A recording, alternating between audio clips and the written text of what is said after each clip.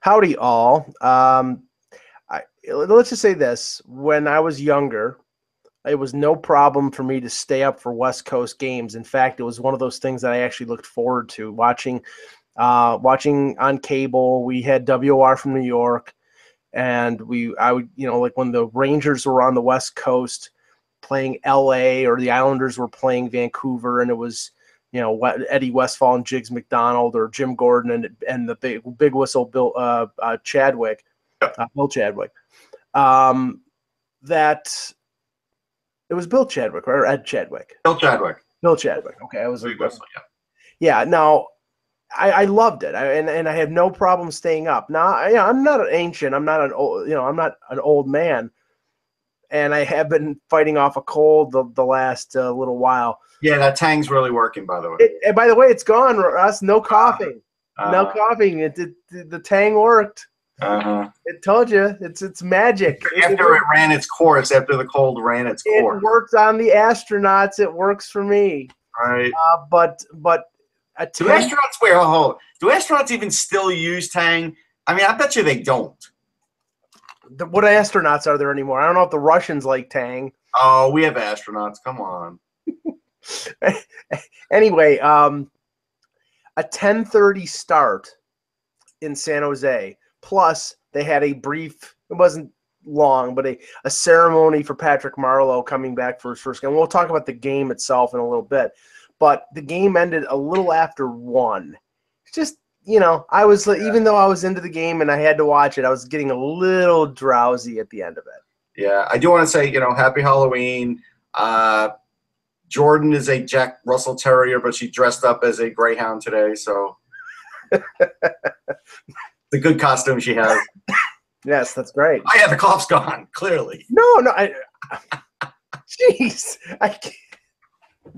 Anyhow, World Series-wise, yes. Here's the thing, as Jordan decides what she's going to do with her life.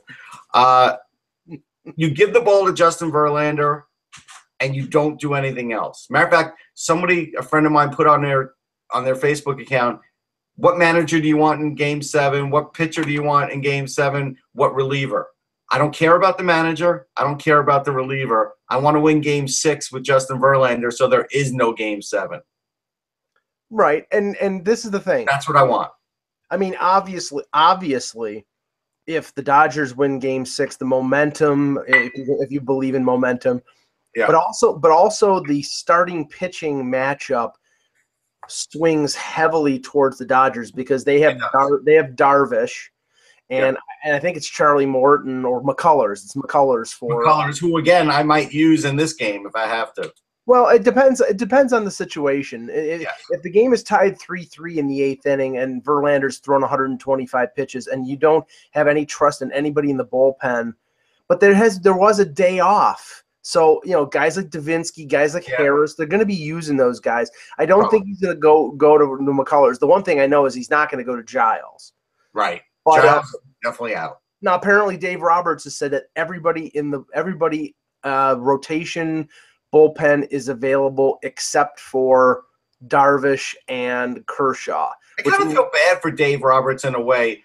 It seems like nobody in LA supports this guy's moves. It just seems like there's so much bitching about him. It's not just in LA. I mean, I'm listening to Mike Francesa in New York, and he thinks Dave Roberts is an idiot, basically. Yeah, but I don't. I don't. I really don't think he's losing the series for him. I don't think that at all. But I was asked yesterday, was the game the other night, Game 5, the greatest World Series game I ever saw? And I said no. I said Game 6 of the '86 World Series was better. And he goes, the guy says, well, no, but think about it. But the guy goes, well, the action was better in this game. I said, yes, but that other game was lost. The series was lost. People turned off their television. They named the MVP. Like, the whole world thought that game and series was over. Even though I didn't like the result, Game 7 in 2001 was a phenomenal game. It was.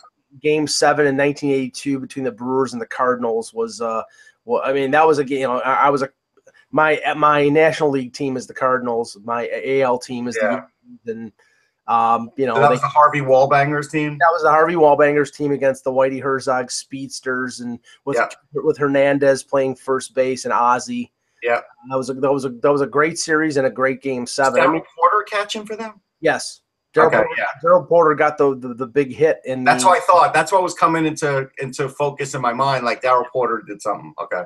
Yeah. So I agree, but I'm just saying the game was great, but I don't want to count a 13-12 game as the greatest game because there are other games that clearly, you thought were going one way and went the other. I won't go the other end of the spectrum because I heard somebody who, thought that the game was an abomination because it was just bad. That like the game, I think it was 91 when it was Minnesota and Atlanta, when it was the 1-0 game where Morris goes into the 10th inning. That's the other end of the spectrum. I mean, that was just 10. Yeah, that was the what was his name? Something Cabrera, right? Francisco Cabrera. Francisco Cabrera game, yeah. Yeah, I mean, but look, going into the 10th is not the biggest deal. I mean, pitchers like Harvey Haddix did it. I believe Gooden went 10 against Houston in the playoffs. Yeah. In the NLCS. So I mean, it happens. It doesn't happen anymore, but it's ironic what people think is sort of like a superhuman feat. Like and believe me, Mariano Rivera is one of my favorite pitchers ever, and he pitched, I think it was 3 innings. Yeah. In that famous Game 7 in 2003 against the Red Sox that they came back and won it on the Boone home run. And, Messina comes in and then Mariano stays in for 3 innings as a reliever. And that was, he pitched way above and beyond what he normally pitched in terms of pitches and innings. If you went back 20 years, Goose Gossage was pitching 2 or 3 innings, or Bruce Sutter was pitching Raleigh Fingers all the time. So it was not. It was like here, and this is the funny thing. It's true. The metamorphosis of the closer, and this is why I don't want to pick a closer, because I don't want to even use a closer. Like, I just think it's such a wasted position. I get it has some importance. I do. But a guy like Raleigh Fingers, yes, every time out was going at least 2 or 3. Lee Smith, same thing. It wasn't just like once in a while. It really wasn't. Yeah. Well, so Game 6 tonight. There could be a Game 7. I believe it would be tomorrow. There will not be a Game 7. So you're predicting the Astros. I'm going to be optimistic because I want the Astros to lose. I'm going to think that there is a Game 7. I'm hoping that'll be the case, and hoping Verlander will be distracted by Kate Upton in the stand. Oh, wait a second. Never mind. Hello, Hockey World. Today is Tuesday, October 31st, 2017. I'm Russ Cohen from Sportsology. Woo! And I'm Michael Agello, and this is the Hockey Buzzcast here on HockeyBuzz.com. Happy Halloween! I guess dressed as a 1950s gym teacher, by the way. I know. Well, at least the whistle. You need the whistle. At least I wasn't dressed as a character in Game of Thrones, as our friends from Hockey Central today. It was an abomination to see Colby Armstrong dressed up as Daenerys Targaryen, the mother of dragons. I don't even know, man. Oh, it took a lot of guts to wear that costume, and Nick Kyprios was dressed up in this basically He-Man, caveman type costume. It was just bizarre, and Darren Millard was wearing a mask. Which anyway, okay. Well, 8 games on the dock. That was yesterday. We'll start off with the one that Russ you were at. The Arizona Coyotes and the Philadelphia Flyers. Coyotes looked like they had this game, just they had it cold. Locked up when it was 3-1. Yeah, it was 3-1 in the third period. They had really, hurt the Flyers in the sense that their defense, the way they were playing defense, was bothering them. They were standing guys up at the blue line. They weren't letting them enter the offensive zone. The Flyers then were trying to dump and chase it in, but they were beating them to the puck retrieval. I mean, let's face it, Arizona's got a very fast team. They do. Even their defensemen are pretty fleet of foot, except for maybe like Luke Shen. And Luke Shen had a pretty good game. Mm. So all that said, it looked like it was locked down, and then it wasn't.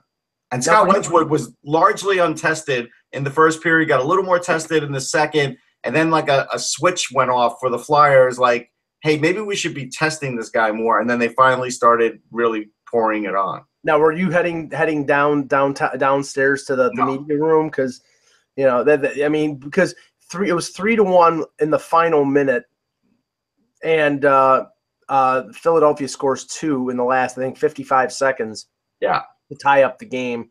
I had not headed down because I know the reputation of the Arizona Coyotes, and so therefore I stayed because I wasn't sure if the 3-1 lead was safe, and I said it to the guy next to me. We'll see if this is safe or not. All that said, Arizona did tire out Philly in overtime when they got in a weird way, because they got a power play, but they didn't do anything really on the power play. But Philly was doing a lot, and they were expending a lot of energy blocking shots. And I think that was like the last bit of energy that team had. And so Philly went and got the puck, went down there and lost it. Arizona got it, won the game. It was a good game. I mean, there were some guys that played great. Brendan Perlini played great. I mean, he did finally get a goal in that game, but he was fantastic. Like, he was all over the place. He was every bit of the first-round pick you thought he would be. Now that he's healthier, I think he could really help them. He doesn't get talked about much. Well, he sort of gets lost in the mix with Domi and Duclair and Keller and everybody else. So, yeah, I mean, he's a good Dvorak. He's a good prospect. So, I know that, and I've seen the comments, and I saw Philadelphia play in person on Saturday.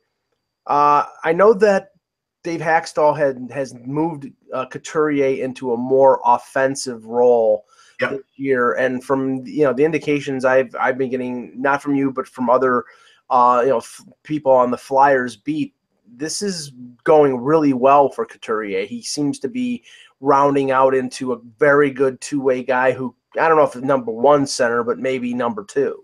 Yeah, well, he's been getting stronger every year, and I always felt like line mates were sort of holding him back. He was sort of getting the extra line mates on the bottom six, so like Matt Reed and Michael Raffle, like guys like that, and now he's finally getting to play with top-notch players.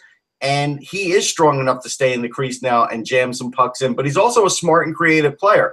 And the 2 goals he had last night were great. And for all the fans that were killing him for really a year and a half, where's the scoring? Now they don't kill him anymore. So I think this has been a great thing that Dave Haxtell's done. I think it's freed up Claude Giroux. Giroux's still not really lighting it up, but he's doing better than he was definitely on a pace for last year. And look, there's always going to be something about Voracek never living up to the amount of points you think he can get, because he's just got all the moves, all the skating, all the ability. Just doesn't always get the points to back that up. Like right now this year, Giroux's got 8 points, 14 points in 12 games, and a lot of them have to do with Couturier. So he's been right in there. Let's see what Voracek's up to. People are asking in the chat room what's up with Nolan Patrick. I mean, he looked fine in the press box. I really think, actually, it's funny. Voracek has 14 assists and 2 goals. And that's really what I'm talking about, is the goals part. The assists, again, is a function of a lot of the great play of Couturier. I mean, Couturier has really helped his line mates in a lot of games. Let's see how many points. I think right now what we're talking about with Patrick is I think he got hit in the head. I don't think he failed concussion protocol yet. Couturier's got 15 points, 9 goals. The 9 goals have really, been the eye opener. But I think Patrick, they're just being careful with, because again, people forget, physiologically speaking, he is not a man. And while he may look the part, and what does he weigh, like 195 pounds, something like that, 190? Yeah, maybe even more, but yeah, we'll say that conservatively, yeah.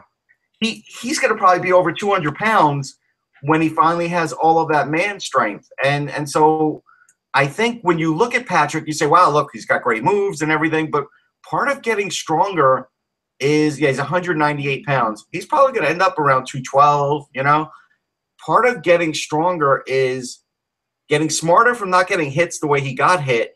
But also, because at the junior level, if he got hit like that, guys would bounce off him. Now they don't, because they're stronger than him. And so this is a function, like very few guys come in like Austin Matthews where they're actually physically strong enough and maybe even close to their peak. He's nowhere near that. Right. And so they're being careful. One other thing, Provorov with 3 assists on the night, especially that Yeah, the play at the end of the game where they tied it, keeping in the puck at the blue line, getting the shot. Yeah. That then eventually was deflected by Couturier. So, good rally for the Flyers to get a point in a game they probably didn't deserve to get a point.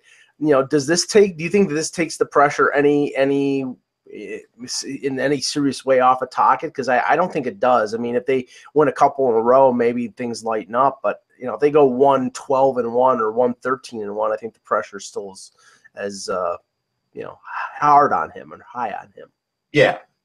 He, in 3-on-3, really got to show off his puck-moving ability and that ability to keep plays alive. Like, he is great at that and great at keeping the puck just right on the line, not being offsides, looking to see what's open. I believe he got more power play minutes than Gostisbehere yesterday, which was the plan.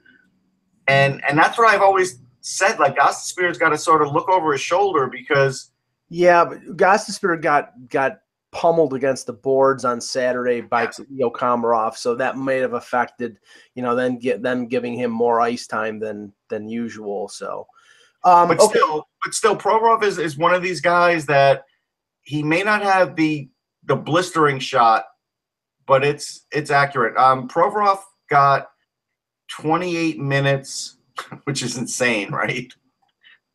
And let's see what Gostisbehere got. About 21. Yeah, it was probably about 20-21 is what I felt like he did get. Here we go.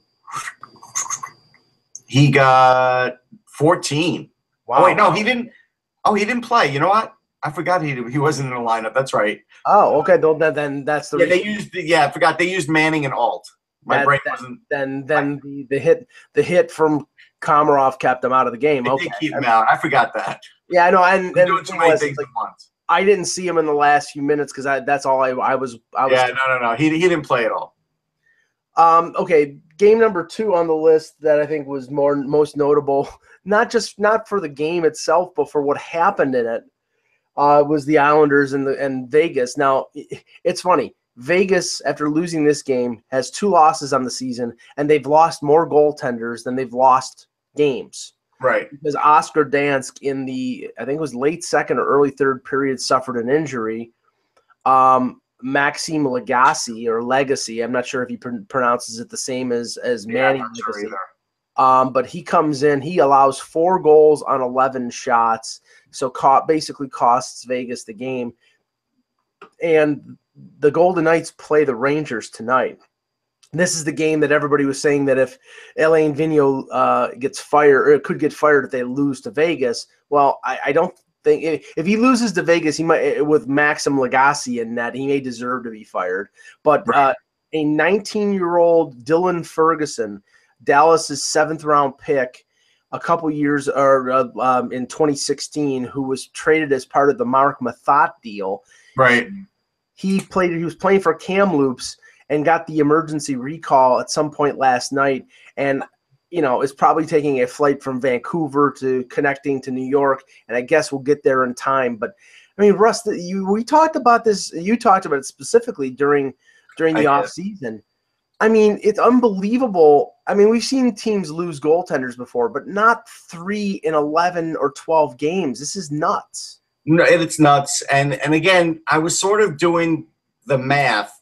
I didn't know that these kinds of injuries would happen, but I was like, well, wait a minute. If they've got a shared affiliation in the AHL, they only have 1 goalie there. They don't have an ECHL affiliation. So, I just envisioned there could be a problem that they just don't have enough goalies sort of like in the system just in case.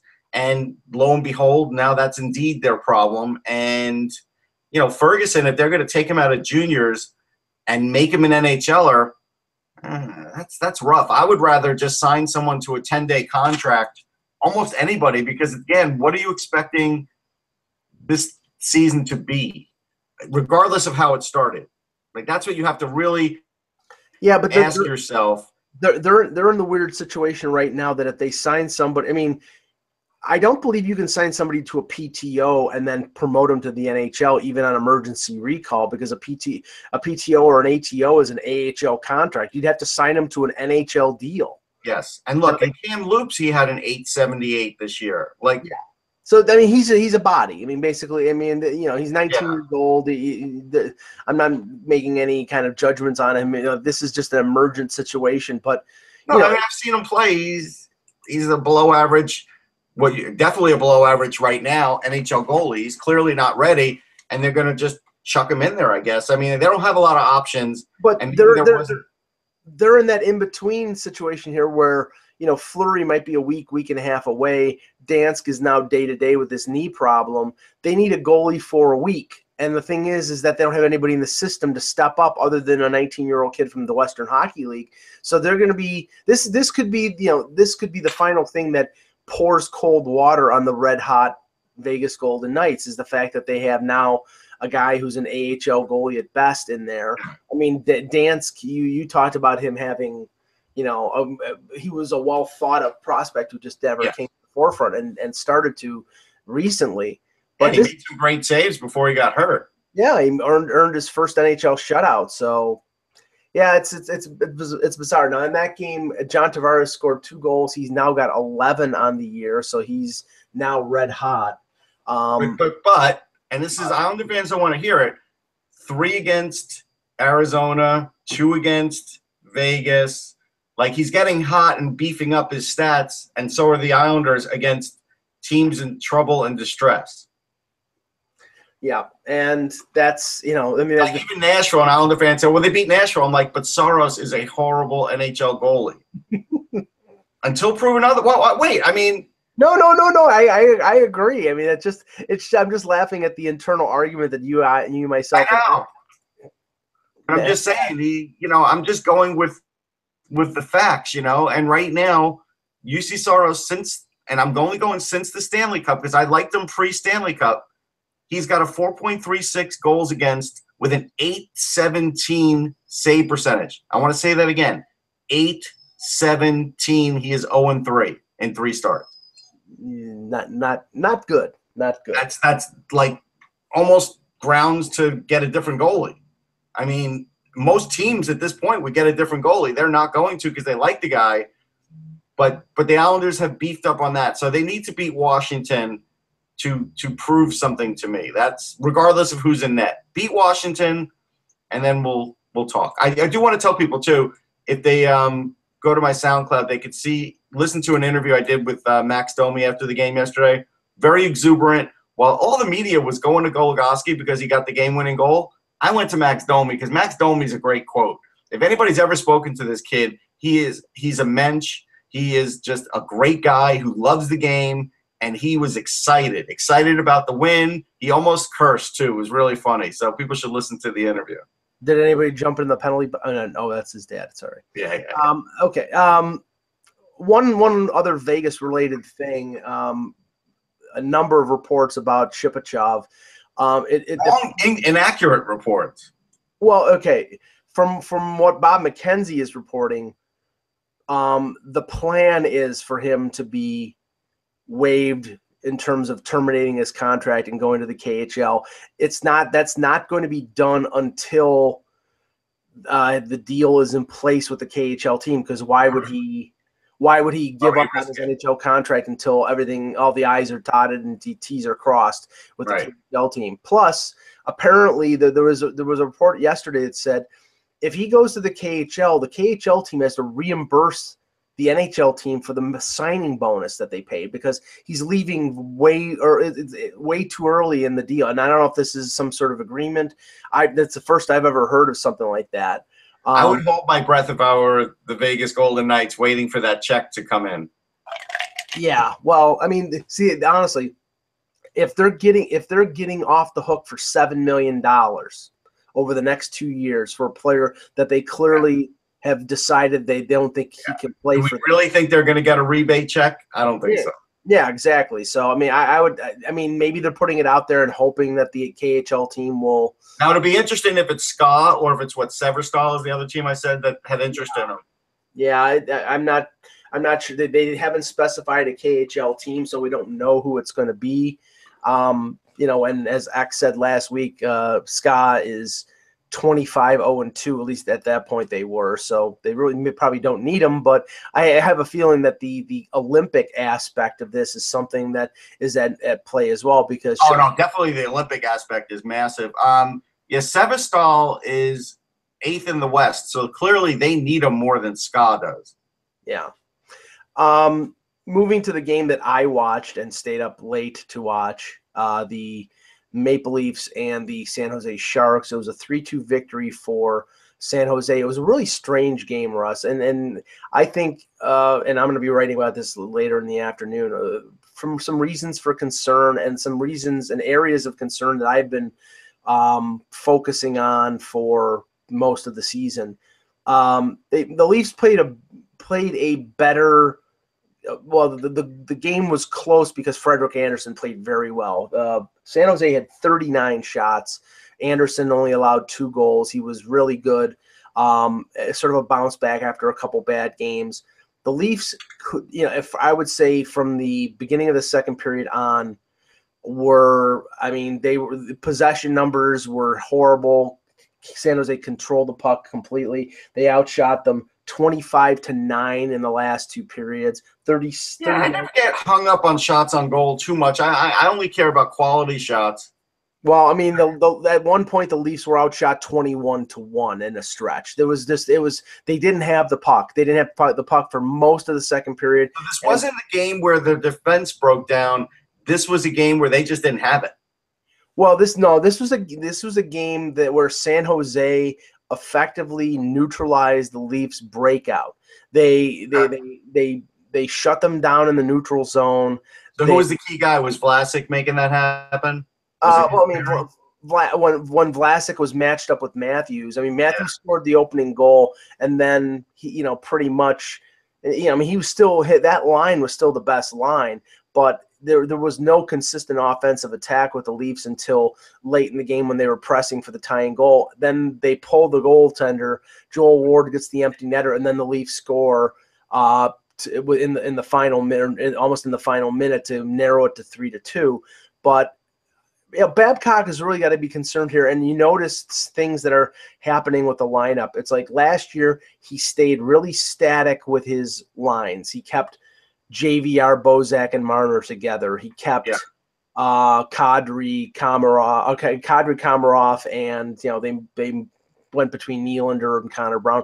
It was Hyman, Matthews, and Nylander were together for most of the year. He stayed with those lines. So he's still being stubborn, Mike, when it comes to this year.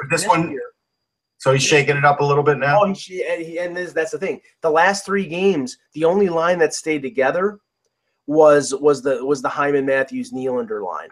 He, in the last 2 games, has moved Patrick Marleau to center and demoted Tyler Bozak to the 4th line. Tyler Bozak is not having a good year right now, which for him and for the Leafs is a bad scenario because the UFA at the end of the year, there was some interest in him during the offseason. Maybe he's a guy that teams, if they're looking for centers, the Leafs would deal at the deadline. Yeah. I don't know whether moving Marleau to the center is just sort of shortening your bench and trying to find winning combinations, or if this is like testing to see if Marleau can still play center on a lower line and they are freed up to trade Bozak. But the Leafs have now lost 3 in a row. And I'm not saying it's panic time, but I'm saying there is reason for concern because defensively they're still not great, and now teams are finding a way to mollify their offense. Yeah, this is, look, San Jose is a veteran team. The Leafs are still a young team. Yep. And I guess that's what really showed there on the road. Like what's the Leafs road record this year? They were 3-1, so now they're 3-2 on the road. Okay. So better at home than on the road. Yeah, but 4-3. They've played a lot of home games. It's like, this. It doesn't seem to matter whether it's home. So the tread's a little bit off the tire that started at the beginning of the year. So you talking about some of their warts was just because they're losing a little steam. Yeah, it was covered up by the fact that they could score goals in big bunches. But the thing is, you knew that wasn't going to last. And when it comes down to that, and obviously, you know, I'm not a member of the analytics crowd, but there are columns coming out today about, you know, how Roman Polak being re-signed and his possession numbers, and, you know, Connor Carrick should be in there instead. And I mean, this is, or Matt and you know, Josh Levo should be in there instead of Matt Martin. It's like, guys, it's not that. I mean, and by the way, Mike Babcock is not going to listen to the analytics. He doesn't even listen to the analytics department of his own team. No, he's not going to listen to that. You know, they want heavy players in there. Matt Martin is a heavy player. So is Roman Polak. Roman Polak played 18 minutes last night. So it's, you know, Babcock will point up to, like, you know, his Stanley Cup pictures and say, you know, I won those before analytics were created. So right, exactly.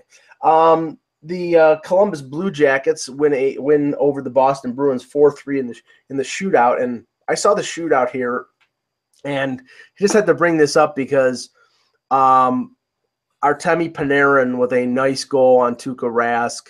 I think it was Oliver Bjorkstrand also scored. So Panarin and Mott did well.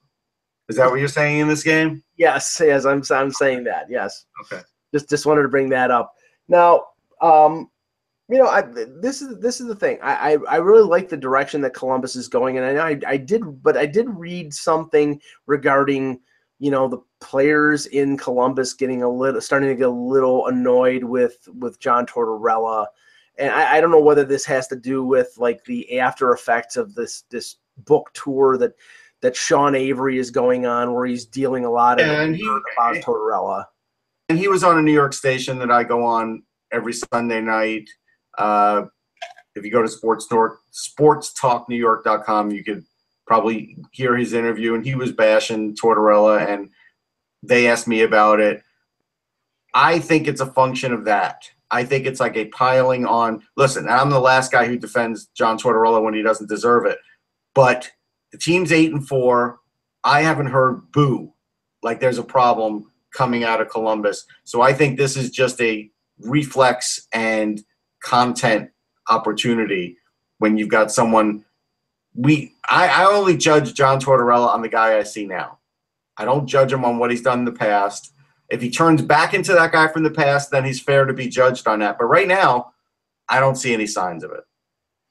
Yeah, I mean, 16 points, 8-4. I mean, there's no. Yeah, and the Bruins are what they are, right? 4-3-3. Like, that's sort of what the Bruins are. They're going to struggle all year to make the playoffs. Yeah, but they have been without Rask the last little. I know. While. So that, I mean, I take that into consideration. I will say this: I like the fact that they used Agostino in the shootout. I'm glad. You know, it's good to see, like, when a guy's worked hard and finally getting a chance to show it off a little bit. He didn't score, but hey, what the hell.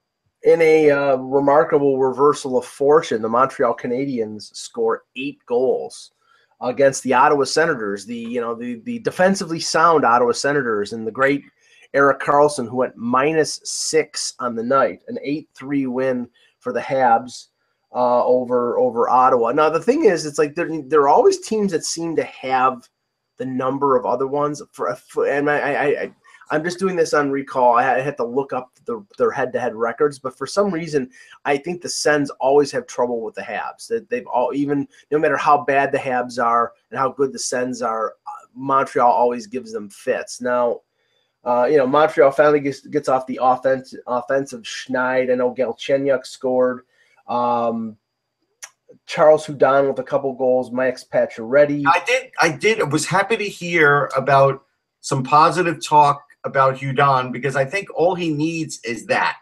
The kid can shoot, and the kid can be a scorer at the NHL level. I'm not saying a huge scorer, but he certainly could score 20 goals with the shot he's got. So I like the fact that now there's some positive talk about that. Now, interesting, it came up in the New York Post this morning, Larry Brooks' column, that Glenn Sather, Jim Schoenfeld, and another Rangers official were taking in that game, Senators against Canadiens in Ottawa. And Brooks's theory is that they're looking at either Alex Galchenyuk or Andrew Shaw from the Habs.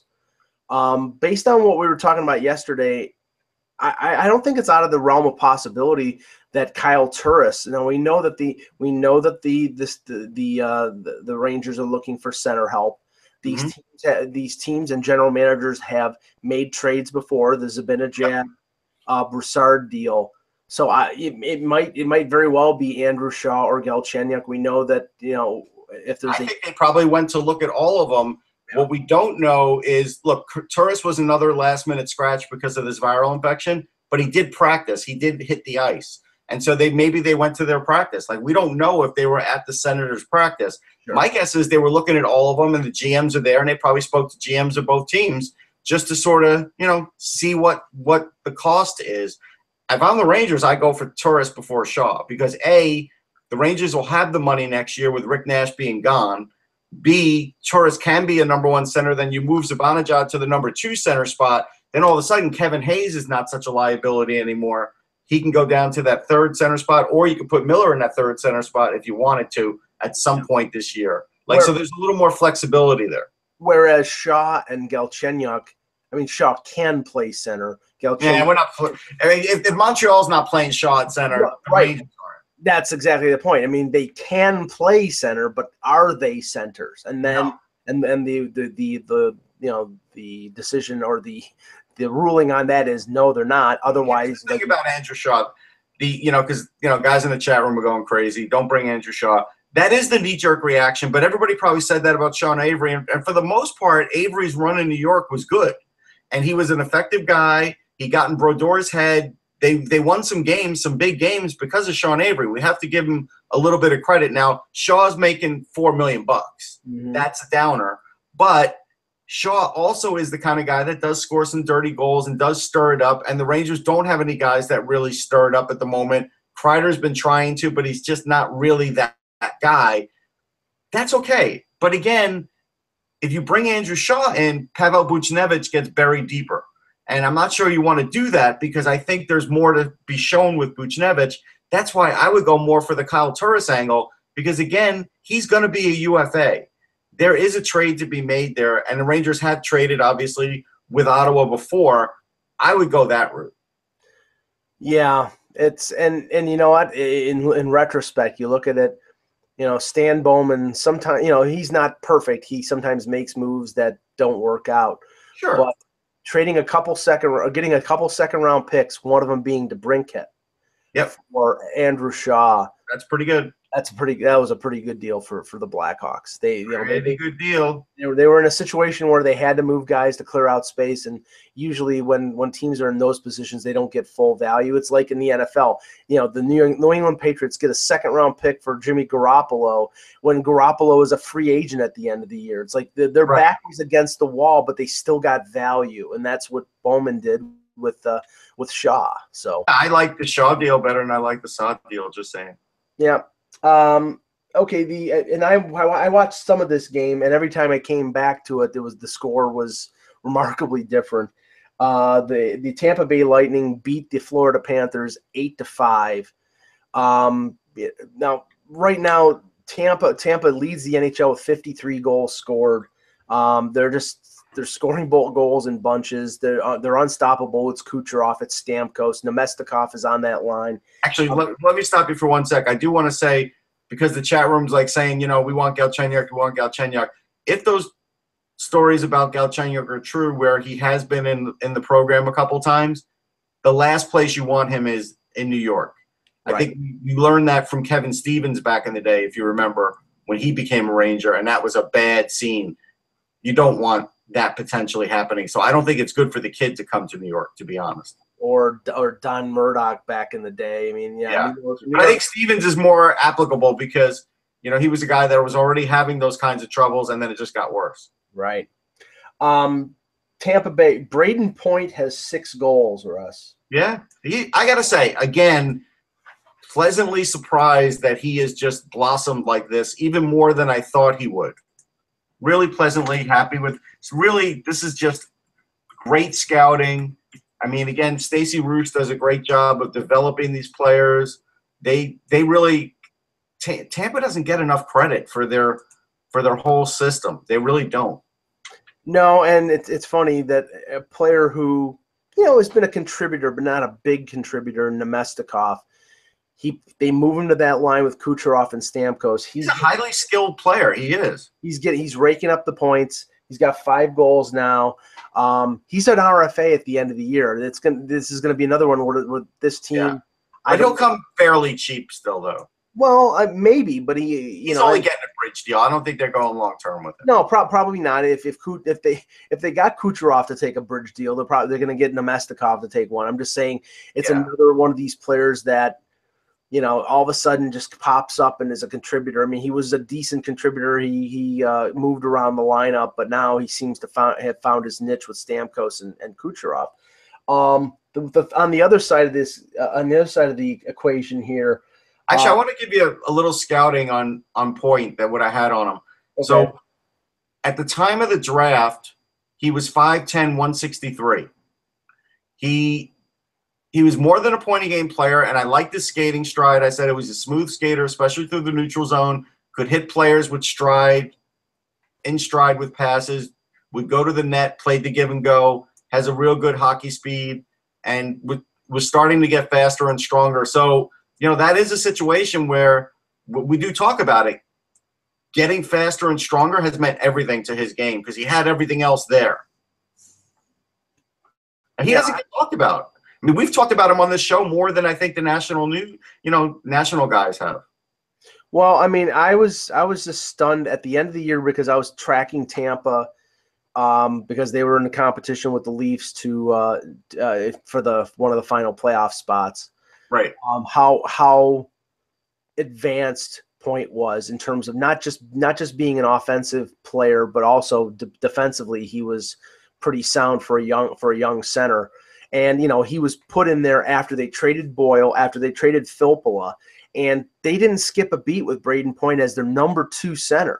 So that was and the number 1 center at the point, because Stamkos was out for the year. Tyler Johnson was out. He came back and he wasn't even close to being 100%. So, and he was almost a de facto number 1 center for them for the last 20 games and just played great. And he's continued on. Now, on the other side here, the Huberdeau-Barkov line is scoring for Florida, but everything to me is dependent on their goaltending. And James Reimer, 5 goals on 19 shots, gets pulled. They put in Niemi. Actually, Niemi did pretty decently, 2 goals and 18 shots. Again, Russ, Florida is only going to go as far with Luongo out. Florida is only going to go as far as James Reimer will take them, and that's not going to be very far. I mean, if Luongo comes back, let's say in the next month, and Reimer's not playing well, Niemi could steal his job. Yeah, but the problem is you're going to bury somebody with 4 years left. You think Dale Talon's going to worry about that? No, he's the kind of guy that worries about that. No, but the funny thing is that's another one of the contracts that he didn't sign. So So maybe he does bury him temporarily, like Halak got buried, and at some point, he reemerges. But he's going to go, or he gets traded, He's going to go with who he thinks is best, and that's why I said Niemi may have been coming in to sort of just be this extra guy, but it was also another chance for him and a chance to, one last shot. And maybe Niemi's got a little juice left. I mean, Reimer's going to have to pick it up. I don't think he's an incumbent there. That's what I'm saying. No, I don't think it's not like it's, let's just say this. I don't think that, Dale Talon's going to bend over backwards to give him second and third chances. I mean, the only thing, if it continues this way, if he can find a way to move him out, but the tough thing is that he's in year 2 of a 5-year contract. That's going to be. But again, next year he could be back in the fold. Like this is the same thing with Andrew McDonald with the Flyers. Flyers fans are like, oh, it's a terrible contract. We can't wait to lose him. He gets hurt. Now they wish he was back because their defense is all a mess. And it was because Andrew McDonald went out. Like, this is what, Reimer just maybe needs to get humbled and get sent down, and that helps a goalie sometimes. 2 of the best records in the NHL face each other last night, St. Louis and L.A. The Blues were 2. We don't give the Blues enough credit right now this year. We haven't. No, and Tarasenko, Jaden Schwartz, after an injury-plagued year last year, has 8 goals. Carl Gunnarsson scores the winning goal. That's the guy you have to hold your breath with Schwartz, because every time he's hot, the Blues are rolling, like just rolling. He is a hugely important guy. Not to say Fabry wasn't, but Schwartz is really the important guy there, because he just seems to be their fire starter, doesn't he? Yeah, and remember, this was a team. Stastny was out, Steen was out, Bouwmeester was out at the beginning. They lost Fabry for the year. Everybody was worried. Oh my God, they've lost 4 or 5 really key players. And Bouwmeester loss, I thought, would be decent in the sense that it would hurt them. Well, it hasn't hurt them. I believe they're 9-2-1. I had to look at I think for some reason I thought they were 8-2-1 going into the game. So Jake Allen is 7-2 with a .921 save percentage. The save percentage is still not super fantastic, but it's good enough. Yes, and finally the Dallas Stars put an end to the hot ways of the Vancouver Canucks with a 2-1 overtime victory on. You're just such a hater. On Alexander Radulov's overtime goal. After the game, Ken Hitchcock paid a compliment to the Canucks, saying that they played the best team game he has seen in the league. So, he's an honest guy, so you have to give him credit for doing that, because Hitch, he's a pretty straight shooter. Yeah. He's never been that nice to Lindy Ruff. Let's put it that way. yeah, I wonder why. And for those who don't know, that goes back to the Philadelphia Buffalo days. They don't like each other too much. No. But Dallas has to start getting their season straightened out. I mean, they've sort of underachieved. Ben Bishop was first star of the game. The goaltenders in a 2-1 game, not surprisingly, were first or second stars. Yeah. I still think it's going to take a little time for Dallas to sort of adjust to the more defensive-minded nature of Hitchcock, but I still think there's a lot of talent there that team's going to be one of the top 3 in the Central. I still think they're going to rise up to that as well. We do need to point out, for anybody who hasn't seen it, you can look on my Twitter feed. You should see Connor McDavid dressed up as Donald Trump. It's awesome. It's fantastic. It's terrible. It's really terrible. I mean, he could literally say "not my president" and it would be true. I just think it's funny, and the look on his face is great. The wig is horrible.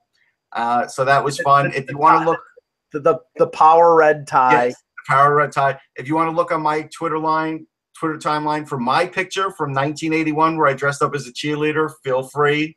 That one started circulating again yesterday, so that was a big yearbook shot. I was debating whether to put my favorite Halloween costume out there of me pretending to be John Belushi from Animal House, wearing the college T-shirt and that's good. You should put that out there.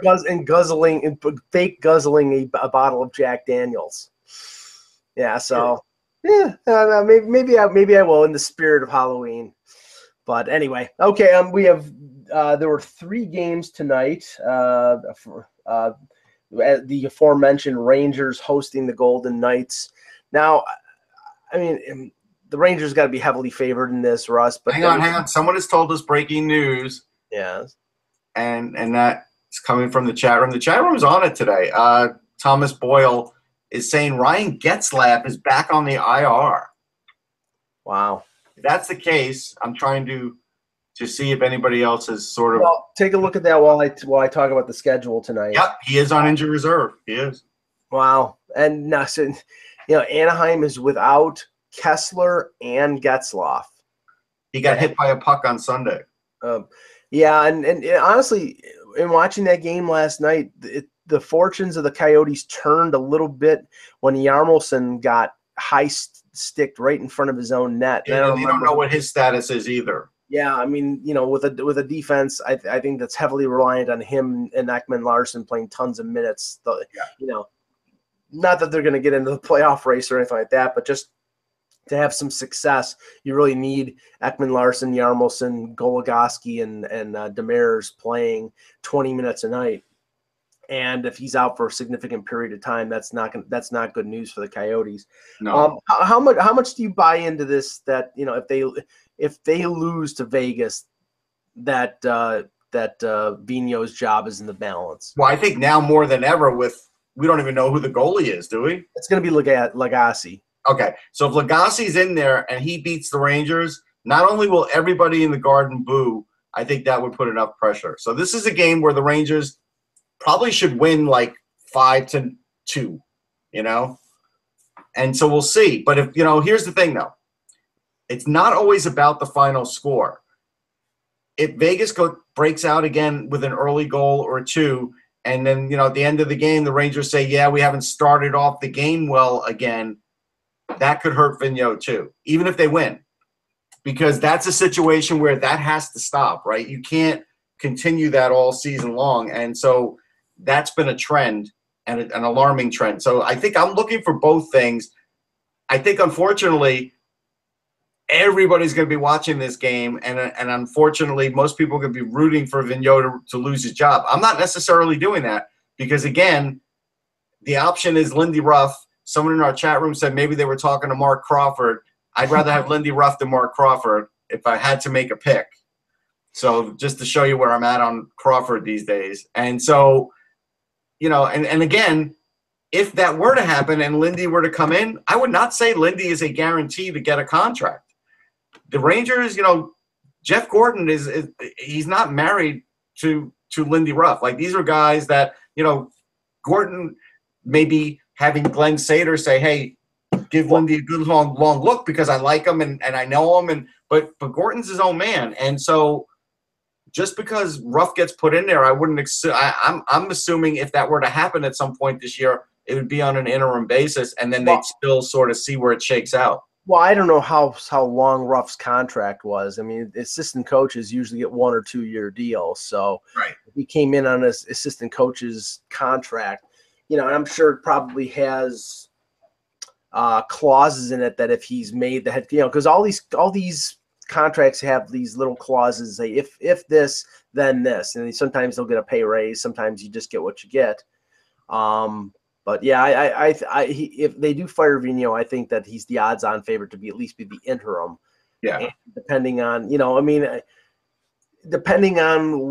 where they think they can find another coach. I mean, if the Rangers are interested in Tippett, if there's anybody else out there, it's tough really during the year. That's why I think, if it's a guy who's been a head coach for a long time, who was a head coach last year on hand, I think he's going to get the season no matter what. No, he's probably going to get the rest of the season. Yeah. The other two games on the schedule, the Coyotes get no rest. They play second of back-to-back in Detroit against the Red Wings. And I will see. This will be a good test. We will see now, coming off a win, how they handle this game. Will they hold on to the lead? Will they win in regulation? Now, was Ronta the backup or was it Hill? No, Ronta was Hill. Ronta was dressed. He was in the press box. He was in a suit. Okay, so that probably means Hill's going to get the start against Detroit because Wedgwood played yesterday. Yeah. The third game is the red hot Winnipeg Jets against the Minnesota Wild. The Jets laid a whooping on the Pittsburgh Penguins on the weekend. 5 goals in the first period. Blake Wheeler with a hat trick.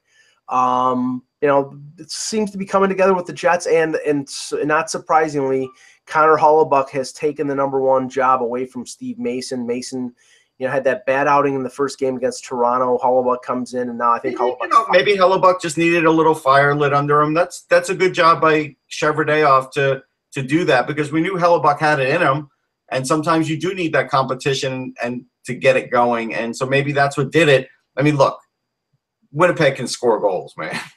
Yep. Yeah, they can score goals, but they might have the best line in hockey. No offense to the Leafs. No, I think defensively, I mean, if you put up Winnipeg's defense next to Toronto's, it's a little better. It's a little better. I mean, Bufflin is not a defenseman. Right. He plays at the blue line, but he's not a defenseman. He's an offenseman. He's a rover. Right. Trouba and Myers, I think I haven't seen Myers play that much, but I think Trouba's better than any defenseman that the Leafs have, other than maybe Morgan Riley. So if you put the defense up side by side, I think Winnipeg's a little ahead. And I really think, and somebody was saying this morning, and I really think this is the case just finally on the Leaf page. I think if they needed any convincing, if the Leaf management needed any convincing that they need not just defensive help, but a quarterback, a number one, a number two defenseman, that how they've played early on in the year has probably pushed them over the edge. Because to me, I think Morgan Riley is a good defenseman. I like Zaitsev. I think Gardner's much improved. You've got Ron Hainsey playing as a number two. He's a number 5. And you've brought back Roman Polak, who, the analytics crowd doesn't like, but I think he's a solid veteran guy. But you needed to, because you're playing rookies and you're playing guys like Connor Carrick who aren't particularly great defensively. This team, they have the forwards. They have the depth up front. They just don't have the defense. And they probably are going to need to give up somebody of value up front, or if not, somebody who's already on the roster, then a first-round pick and a prospect or whatever to get that defenseman. Because I don't think you're going to be able to solve this problem like Pittsburgh. Solve this problem like Pittsburgh having an adequate defense and having superstars at forwards. They have a superstar. His name is Chris Letang. They just won without him last year. Yeah. All right. So I have some bad news now. Okay. Coming out of the Cincinnati Zoo, their beloved hippopotamus Henry has passed away. He had a long battle with a chronic illness. Sorry. I'm not sure what that means, but apparently they just had a baby, little Fiona, and there's a great family shot. I did retweet this because it really is amazing, with Fiona and Bibi. Bibi is the mom, and now the dad was very happy in that picture, and now he's passed away. I'm wondering whether the baby hippo is the same one that I saw yesterday, because they were feeding the hippo a pumpkin. It could be. I mean, how many baby hippos are there in the United States? I don't know. All I know is that the whatever show I was watching, flipping through the channels, they were talking. They called talking hungry hippos, but they were showing this hippo and somebody putting a monstrous pumpkin in the hippo's mouth, and it just came down like a compactor and just crushed the pumpkin. So I can't seem to find out what the cause of Henry's death is, so don't ask me. I don't know. Well, condolences. We will be poor little Fiona, but at least Fiona still has her mom. Yes, that's true. We will be back tomorrow with another edition of the Hockey Buzzcast. Thank you, Russ Cohen. I'm Michael Agello. Thanks for watching, and remember, without the buzz, it's just hockey.